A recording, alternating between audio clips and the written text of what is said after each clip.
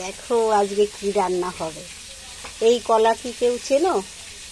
এর নাম হচ্ছে বীজ কলা, কেউ দয়া কলাও বলে। এই কলা আলু দিয়ে আজকে মাছের ঝোল। এর জন্য লাগবে সাদা জিরা, রসুন, তেজপাতা, লঙ্কা, ফোড়ন। এক ফোড়নেই রান্না হবে।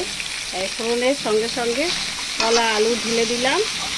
হলুদ, লবণ, একটু আজকে লঙ্কার গুঁড়ো দেওয়া হয়েছে, তাহলে কলাটা খেতে খুব ভালো লাগবে। এদিকে আমার মাছ ভাজাও রেডি হয়ে গেছে। একটু ভাজা ভাজা হলে জলটা ঢেলে দেবো। কাঁচা লঙ্কা কটা দিয়ে দেবো, এতে ঝাল কমই আছে। আহা, ঝোল ফুটে গেছে। এবার মাছগুলো দিয়ে দেবো। আর এদিকে আমার উচ্ছে, আলু, পেঁয়াজ দিয়ে ভাজা হচ্ছে।